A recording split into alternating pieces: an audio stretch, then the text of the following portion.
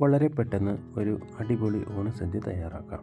വിഭവങ്ങൾ: ശർക്കര വരട്ടി, ഉപ്പേരി, നാരങ്ങാച്ചാർ, മാങ്ങാച്ചാർ, ഉപ്പ്, പുളിയിഞ്ചി, എരിശ്ശേരി, നെയ്യും പരിപ്പും, ചോറ്, സാമ്പാർ, വെള്ളരിക്ക പച്ചടി, കാളൻ, തോരൻ, അവിയൽ, പൈനാപ്പിൾ പച്ചടി, കൂട്ടുകറി, പഴം, പായസം, പപ്പടം, മോര്. എല്ലാ കറികൾക്കും ചേർക്കുന്നതിനായിട്ടുള്ള വറവ് നേരത്തെ ഒരുമിച്ച് ഉണ്ടാക്കി വെച്ചാൽ സമയം ലാഭിക്കാം. എരിശ്ശേരിക്കും കൂട്ടുകറിക്കുമുള്ള തേങ്ങ, 1 കപ്പ് തേങ്ങ നേരത്തെ വറുത്ത് വയ്ക്കുക. അതേപോലെ തലേന്ന് തന്നെ കടലയും പയറും നേരത്തെ വെള്ളത്തിൽ കുതിർത്താൻ വയ്ക്കാം. എല്ലാ കറികൾക്കും ചേർക്കുന്നതിനായിട്ടുള്ള വറവ് ഒരുമിച്ച് നമ്മൾ നേരത്തെ തയ്യാറാക്കുകയാണ്. അതിനായിട്ട് ഒരു പാൻ അടുപ്പത്ത് വെച്ച് ചൂടാവുമ്പോൾ വെളിച്ചെണ്ണ ഒഴിച്ച് കൊടുക്കാം. കടുക് പൊട്ടിച്ച് അതിലേക്ക് വറ്റൽമുളക്, കറിവേപ്പില, അതേപോലെ ചുവന്നുള്ളി എന്നിവ അരിഞ്ഞ് ചേർത്ത് നല്ല ചുമക്കെ വറുത്തെടുക്കാം. ഇനി നമുക്ക് എളുപ്പത്തിൽ സാമ്പാർ തയ്യാറാക്കാം. കുക്കർ അടുപ്പത്ത് വെച്ച് അതിലേക്ക് 1/4 കപ്പ് പരിപ്പ് ചേർത്ത് കൊടുക്കാം. അതിലേക്ക് വെള്ളം ചേർത്ത് ഒരു 3 വിസിൽ അടുപ്പിക്കാം. ഇനി നമ്മൾ കുക്കർ തുറന്ന് അതിലേക്ക് അരിഞ്ഞു വെച്ചിരിക്കുന്ന പച്ചക്കറികൾ ചേർത്ത് ഉപ്പും മഞ്ഞൾപ്പൊടിയും ചേർത്ത് ഒരല്പം വെള്ളം കൂടി ചേർത്ത് നമുക്ക് വീണ്ടും ഒരു വിസിൽ അടുപ്പിക്കാം. ഇനി സാമ്പാറിന് ആവശ്യമായ മുളക് പൊടിയും സാമ്പാർ മസാലയും ചേർത്ത് ഒന്ന് കാച്ചി സാമ്പാറിലേക്ക് ചേർത്ത് കൊടുത്ത് നല്ലപോലെ ഇളക്കി എടുക്കാം. ആവശ്യമെങ്കിൽ പുളി ചേർക്കാം. ഞാനിവിടെ പുളി ചേർക്കുന്നില്ല. ഇനി നമുക്ക് തയ്യാറാക്കി വെച്ചിരിക്കുന്ന വറവ് ചേർത്തിളക്കി വാങ്ങാം.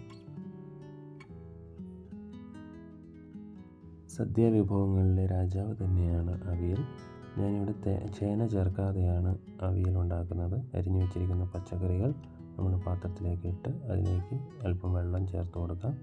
അരിഞ്ഞു വെച്ചിരിക്കുന്ന പച്ചമുളക്, ഉപ്പ്, അതേപോലെ ഒരല്പം മഞ്ഞൾപ്പൊടി എന്നിവ ചേർത്ത് അടച്ചു വെച്ച് വേവിക്കാം.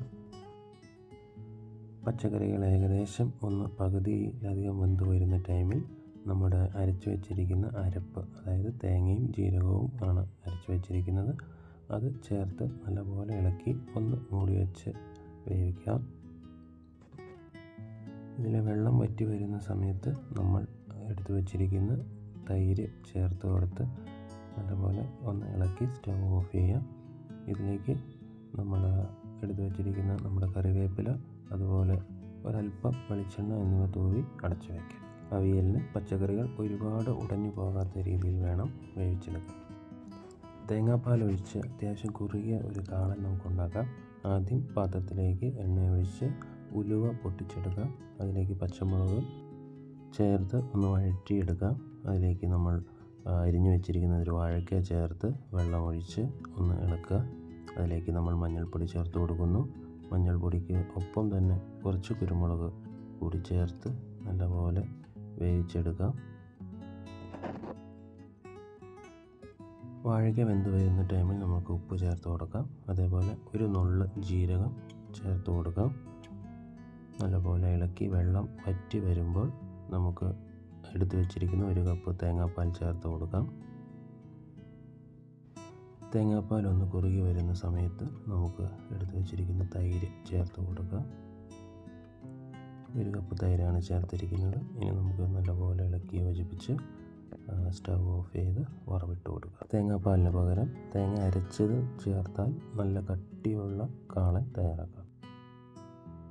സദ്യയിലെ ചെറിയൊരു വിഭവമാണെങ്കിലും രുചിയുടെ കാര്യത്തിൽ ഏറ്റവും വലിയ സ്ഥാനം പിടിക്കുന്നത് നമ്മുടെ ഇഞ്ചിക്കറിയാണ്.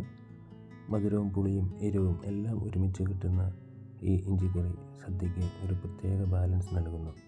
ആദ്യം ഇഞ്ചി നന്നായി അരിഞ്ഞ് വെളിച്ചെണ്ണയിൽ നല്ല മണം വരുന്നത് വരെ വഴറ്റാം. ഏതാണ്ടൊരു ബ്രൗൺ കളറാകുമ്പോൾ നമ്മൾ അതിലേക്ക് പച്ചമുളകും ആവശ്യമായ മുളക് പൊടിയും മഞ്ഞൾപ്പൊടിയും ചേർക്കാം.